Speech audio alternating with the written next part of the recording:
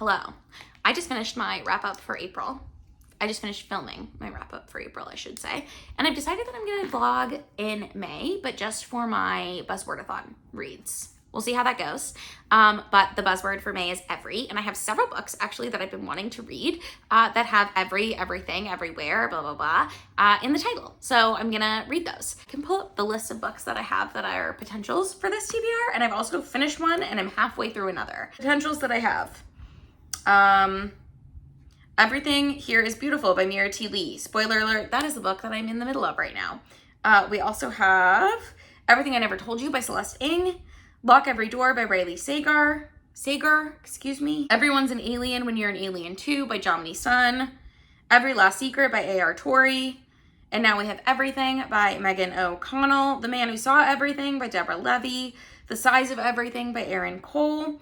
Everything I Know About Love by Dolly Alderton. Everything I Learned in a Chinese Restaurant by Curtis Chin. And that's all that I have on here, I think. I also, spoiler, have finished, not spoiler, I'm going to talk about it right now. I also have finished Little Fires Everywhere by Celeste Ng, which there's a TV show based on now. I did not know what to expect from this book. I had no idea what it was about. But essentially, it follows primarily two families. So it's the Richardson family who lives in this small community in Cleveland, Ohio called Shaker Heights. And they own a duplex, I guess. I think it's like a front, top, and bottom duplex. And they decide to rent out the top floor of this duplex to a single mother named Mia and her daughter Pearl. They're the Warrens. And it's about Pearl getting close to the four Richardson children. So the Richardson kids are Lexi, Trip, Moody, and Izzy. And Pearl becomes friends with them. But it's very clear that like Mrs. Richardson is very patronizing to Pearl and her mom. And she definitely views everything she does as like doing them a favor, which is pretty icky. And then Pearl's mom is an artist, but she works part-time at this restaurant. And then the Richardsons hire her to clean their house, which again is like kind of a handout.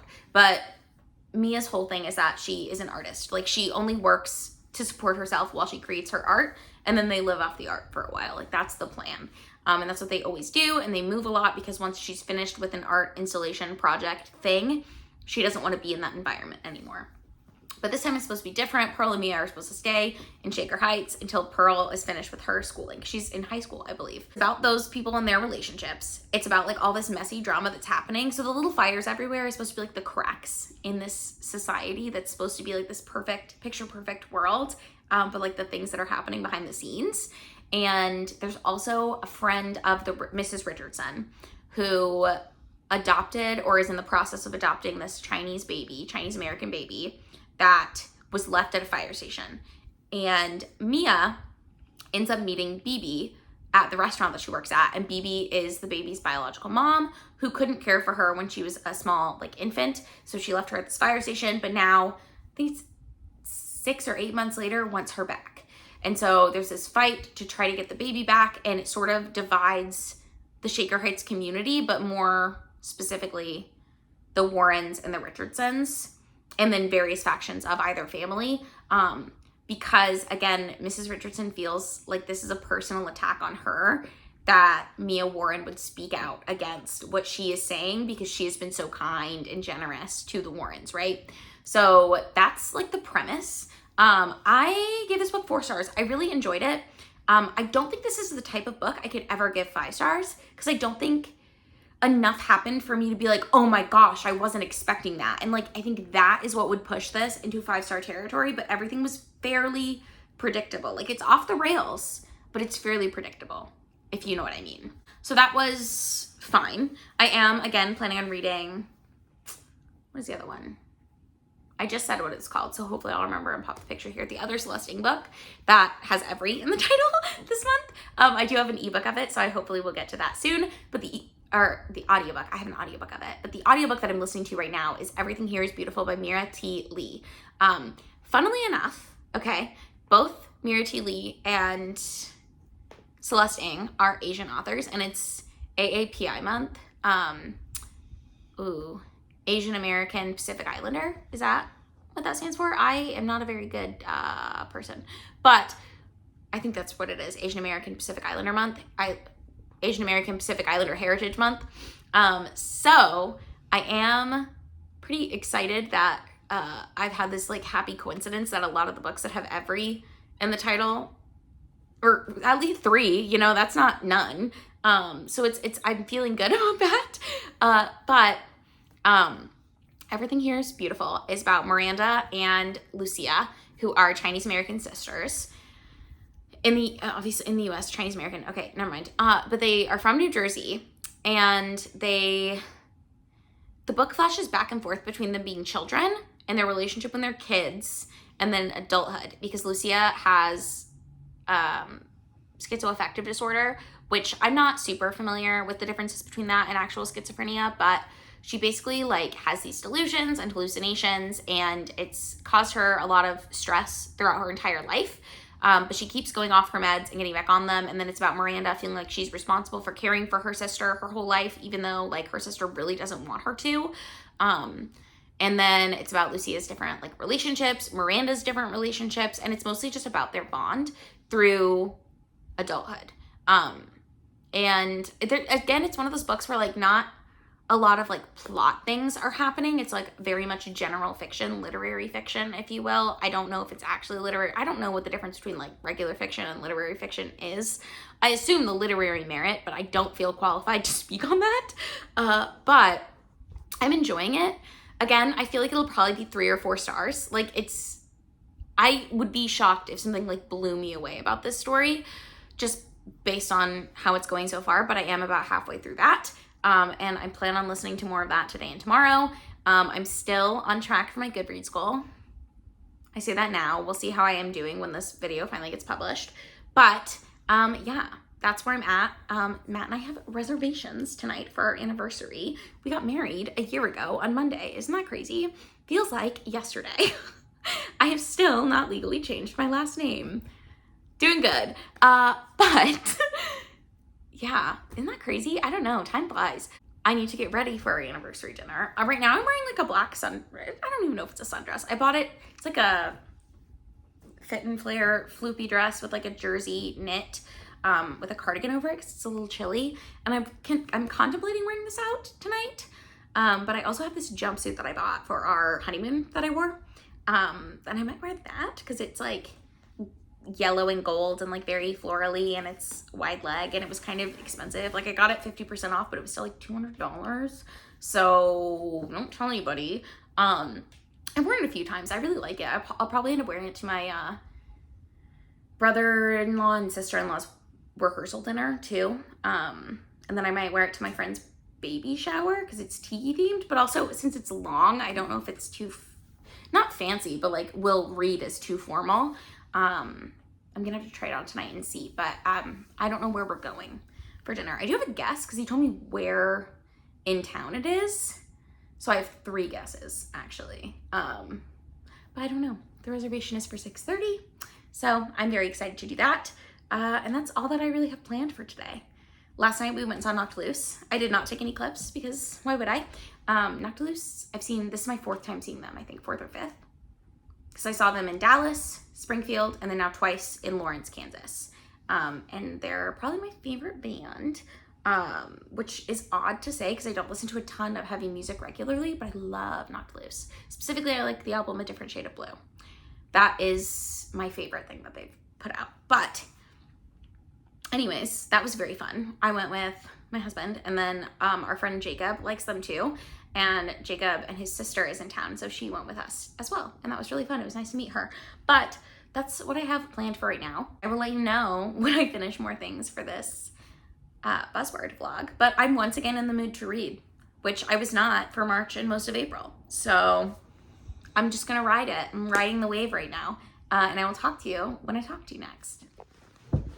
Hello. So it is now Tuesday, May 7th, I think. Yesterday was Matt and I's anniversary. We did go out to dinner and celebrate and stuff on Saturday, but yesterday we decided to order takeout from an Indian restaurant near us that we really like, and that was really good. And then we played Splendor, and then we played Uno, and then that was pretty much it because it was a Monday. But I did finish Everything Here is Beautiful by Mira T. Lee. I ended up giving it 4 stars. So it is about a sister relationship. I can't remember how much I talked about it before. But it's about these 2 Chinese American sisters who are 7 years apart, and it's just like one of them is or has schizoaffective disorder. And so she has like a really hard time with like reality and stuff. And then the other sister always sort of feels like she has to take care of her younger sister. And then just about the 2 sisters' lives and their relationship throughout their lives. It also talks a lot about like the things we want in our life. And sometimes when we get the things we think we want, it's not exactly what we actually wanted. So it mostly honestly follows the younger sister. The older sister, the only things we get from her perspective are really about her younger sister. And the older sister's name is Miranda and the younger sister's name is Lucia. And so it follows Lucia through a couple different relationships with different men, and like she ends up having a daughter and how her relationship with her daughter is. It was interesting. I really liked the exploration of the mental illness. I liked the exploration of like I mentioned, the things that we want in life and then how we get them. Ultimately, I guess it could have been a 3-star, but I thought it was really like well written. And I did really enjoy my read of it, I guess. But now that I'm talking about it, I feel like it's like hard to describe what I liked about it. I finished it a couple days ago. And then today I started Everything I Never Told You, I think, by Celeste Ng, which I also read Little Fires Everywhere by Celeste Ng earlier this month, but 2 of her books have Every in the title, and they were both on my TBR, so I picked this one up now. I'm once again listening to it as an audiobook, and I'm liking it. I'm not liking it as much as I liked Little Fires Everywhere, which I didn't even like love that book, but it's fine so far. But it's about this Chinese American family. The dad is Chinese American, the mom is white, and they have 4 children, and at the beginning of the book, their daughter is missing and then she's found dead. That's not a spoiler, that happens like immediately in the book, but they're trying to figure out what happened to this daughter. And I think her name, Lydia, I think is her name. And it's like following each of her siblings have kind of a point of view. And so it's like talking about them and then her mom and her dad. It's also went back and talked about how like her parents got together. Again, it's interesting, but it's definitely very much like a contemporary book that has like a mystery at the heart of it. It is not a mystery or like a thriller, but there is like the mystery aspect of like what happened to her. Sorry if you can hear Murphy rolling around like a crazy boy. Murph. But anyways, I will let you know my progress on that. I'm about a quarter of the way through right now, and I'm liking it, but I'm not loving it. But it is like very readable, very digestible, and like compelling enough to keep my interest, which is good. So that is the next thing that I'm reading for this vlog. I will let you know when I have other updates. I don't think I really have anything else going on. The only thing I have going on this week is that Thursday I'm going to eat dinner with my friend from my last job. Her name is Bree, and we're just gonna meet up. We were supposed to hang out on her birthday, but we had like tornado warnings, so we didn't end up hanging out then. And we've both been kind of busy in like the week and a half in between. So I'm excited to meet up with her and get dinner and like hang out and talk. Because I feel like I haven't really talked to her since I started my new job basically. And I miss her. So that is my only other plan for this week. Also this weekend on Saturday, I went with my sister and my nephew to Science City here in Kansas City, which was really fun. He's like a year and a half old, so he likes to go in the infant room, or not infant room, the like toddler room, I guess, toddler area. So we went there with him. My husband went with my brother-in-law and my niece to a baseball game with like a group of my brother-in-law's friends, and I think it was fun. I think he had a good time. But is that it? That might be it for now, but I'll let you know when I have another update soon. Hello. I'm about to head off to work, but I did just want to quickly update that I finished Everything I Never Told You. And I actually really ended up enjoying it. So I think I said that I was kind of mad about it last time we talked. I gave it 4 stars. It was really good. Very heartwarming. And again, it did that thing where like you are with this family right now, but you also go back in time to see why they're making the decisions that they're making. And sort of like why they suspect the things that they suspect. And eventually you do get the point of view of Lydia, who is the daughter who has disappeared at the beginning of the book. Actually, she died. She dies really early on. I think that's not really a surprise. It might even be in the Goodreads summary, but she's died. Her parents aren't willing to like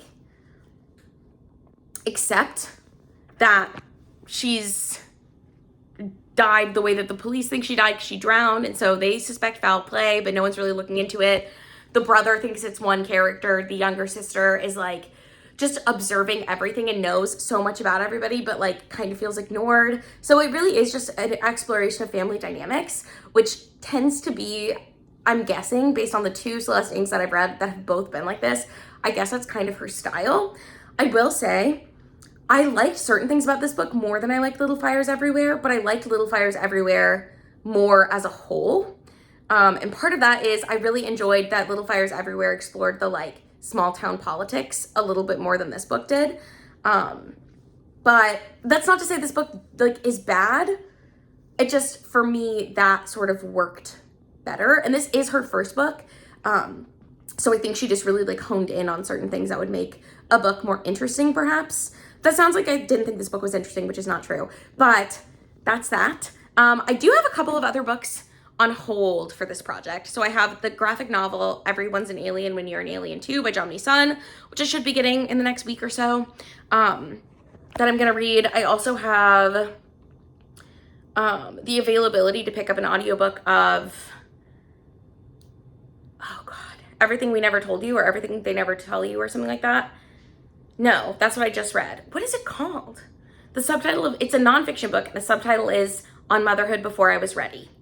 And it has an audiobook that's available at my library, but I have a couple audiobooks that I need to listen to, and it stresses me out to have too many out at once, because then I feel like I've got to like really power through. So anyways, I'll let you know what I pick up next when I pick something up next for this vlog. But so far, 3 down. I feel very successful. Also, I know 2 were by the same author, but all 3 of the books that I've read have been by Asian American authors, which is perfect because it's Asian American Pacific Islander History Month. Woohoo! So I'm accidentally reading on theme. But anyways, I'm not reading anything for the Buzzwordathon right now, currently.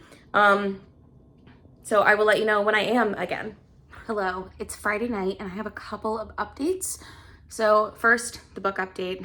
I look crazy. That's not one of the updates, but my makeup is like smeared all over my face. First, the book update.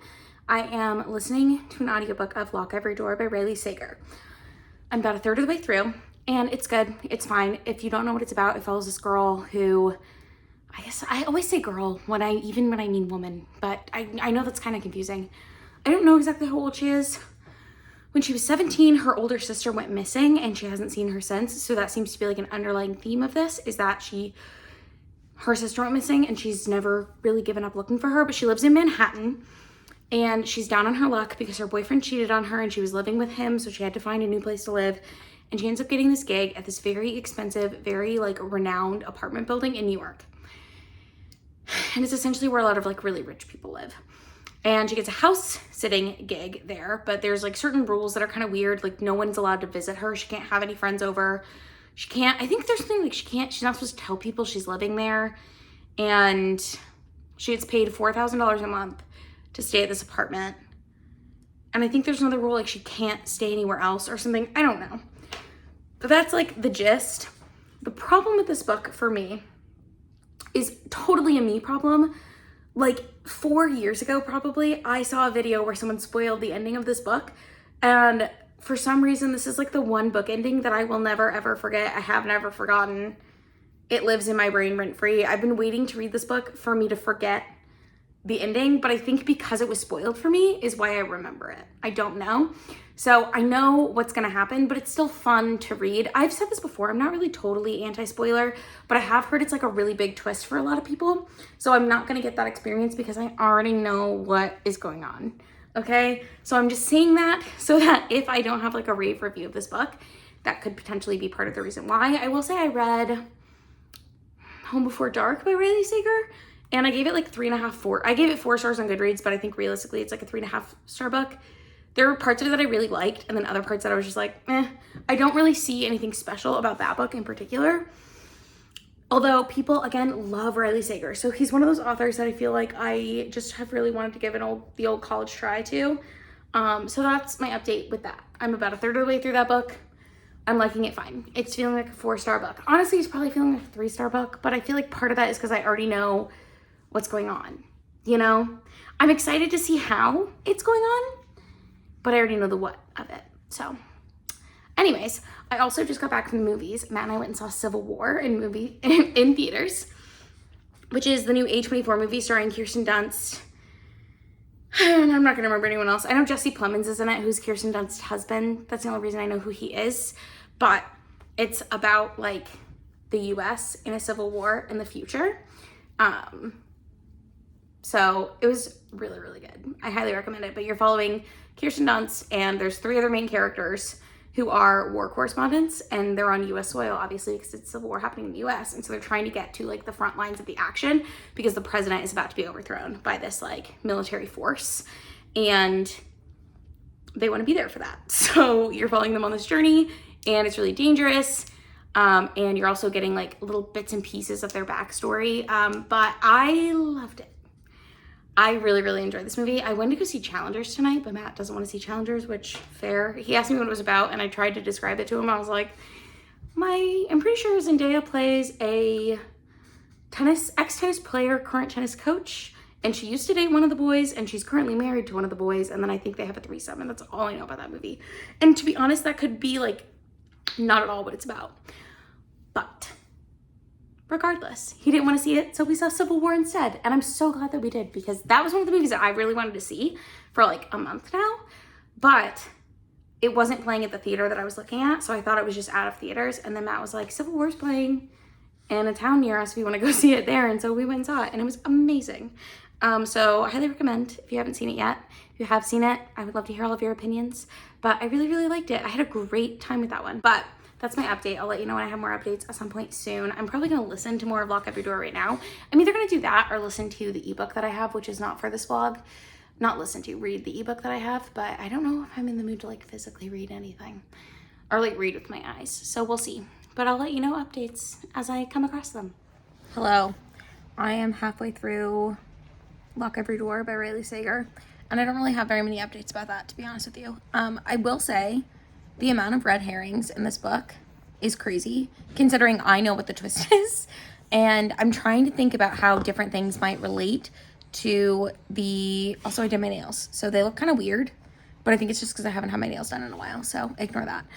The amount of things that I'm trying to like figure out how they relate to what I know the twist to be, I can only assume that most of them are red herrings. So that's interesting, I guess. If you've read this book, then you know what I'm talking about. If you haven't, then you don't. I'm sorry. But the other thing is, I'm watching Inglourious Basterds right now, which is a Quentin Tarantino movie from 2009 about Nazi Germany and this group of ragtag American soldiers led by Brad Pitt's character, who calls himself an Apache, which is a whole thing that I'm not going to get into.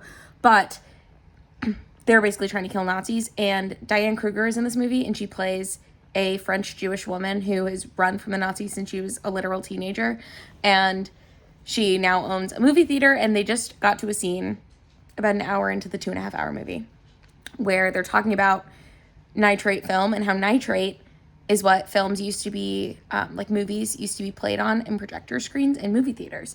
And apparently it burns 3 times faster than paper. And I think I had heard that film burns faster than paper or whatever, like it's very flammable.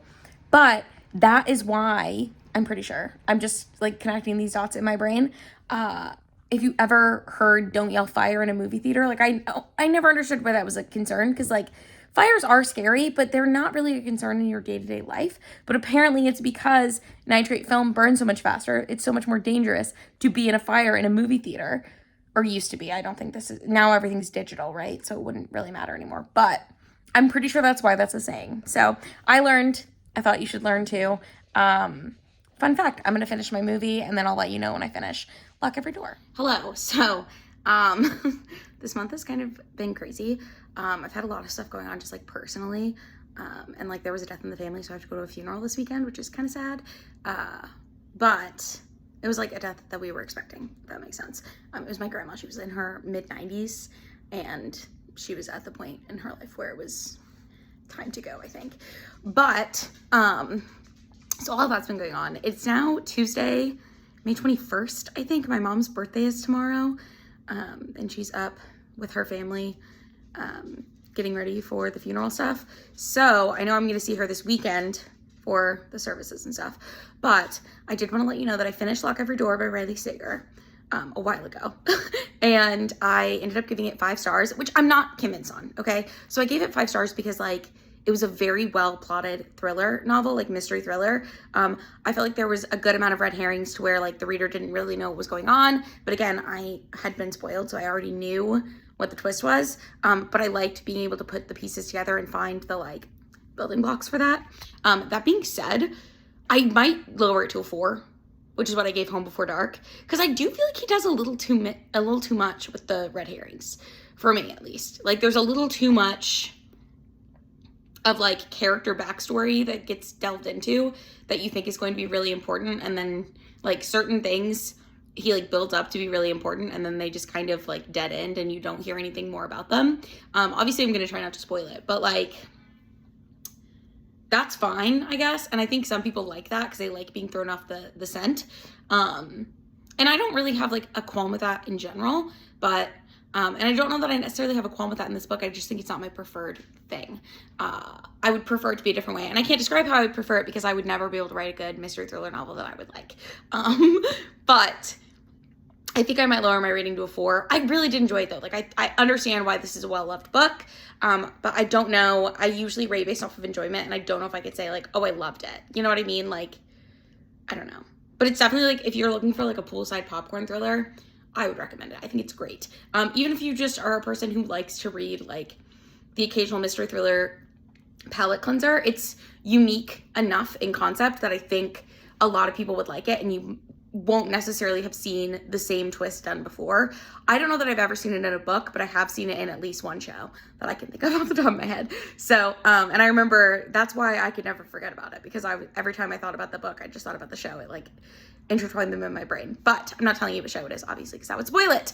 So, I also read the graphic novel, Everyone's an Alien When You're an Alien Too, and it was cute. I gave it 4 stars. I liked it. It's very, like, motivational speechy. It's about this alien who is supposed to be studying humans on Earth, and he keeps running into different, like, trees and creatures. Like, there's a bear, there are bees, there's flowers, and he thinks everything he's running into is a human. There's otters, there's a turtle, there's an egg, and it's all about, like, the egg's parts are really focused on, like, you can be whatever you want to be, and it was cute. I don't know how else to describe it, but the alien also is, like, not really well liked by the other aliens, so he's trying to, like, prove himself to them, and then he finds out at the end that he hasn't actually talked to any humans because there are no humans there, and it was cute, it was funny, it was whatever. So that is what I read last night. I finished it. I finished it after I finished this other book that I was reading that is really short. It's called Into the Forest by Jean Hegland. I'll save my thoughts for my full review, but it took me, like, weeks to read that book, like 2 weeks and some change, almost 3 weeks. And to be honest, I just didn't love it. So it actually might have only taken me just under 2 weeks. It felt like I was reading it forever, and it's like 230 pages, 240 pages. So not great. But that's what I have for you this morning. I don't know what else I'm reading for this vlog. If I do read something else, I will let you know, or I will wrap it up. But this has been a pretty successful Buzzwordathon. It's been getting me to pick up things that are, like, older things on my TBR that I don't know when I would have had time to read them, or, like, made time to read them. And I won't go through a full recap here because I don't remember everything that I've read in this vlog right now, but I will do that before I close this vlog out if I don't read anything else in the interim. So without further ado, I'm gonna go to work, and I will talk to you later. Good. Hello, it is now Memorial Day, so hopefully I get this video up tonight. I thought I had more time left in the month than I actually do, but I think this video, and then on Thursday I'm gonna have my TBR for June up. So this is gonna be the last clip of this vlog. I did so I got an audiobook in of And Now We Have Everything by Megan O'Connell, and I just think I'm not really wanting to read it. So it's a memoir of a girl who was in her late 20s, and she had a boyfriend, and they lived in New York City. She was trying to be a writer, and she gets pregnant kind of, like, accidentally, and then it's, like, her birth story and stuff. I just don't think I care to read it. but the subtitle is On Motherhood Before I Was Ready or something. I just don't know if that's something that at this point in my life I really care to read anymore. I'm sure it's good, but I'm not going to read that, so I am going to go ahead and officially DNF that. But for this vlog, I did read Little Fires Everywhere by Celeste Ng. I also read Everything Here is Beautiful by Mira T. Lee. I read Everything I Never Told You by Celeste Ng. I read Lock Every Door by Riley Sager. And is that it? Everyone's an alien when you're an alien too. That might be the last thing. So that's it. I am officially finishing this vlog. This was my Buzzwordathon reading vlog for the month of May, and it's actually been a really successful Buzzwordathon for me. There are a lot of books that I'm reading or that I want to read. I have on my TBR that started or had the word every in them, so that worked out really, really well. Again, this is a readathon that's recurring every month, so there's a different buzzword or like set of words for every month. I believe June's is repeating words, so if you want to participate in June, obviously feel free. Let me know in the comments down below if you've read any of these books and how you felt about them. Also let me know if you participated in Buzzwordathon and what you read for the prom. Like this video if you liked it, subscribe if you want to subscribe, because I do try to post 2 videos every week, and I'll see you in the next one. Bye.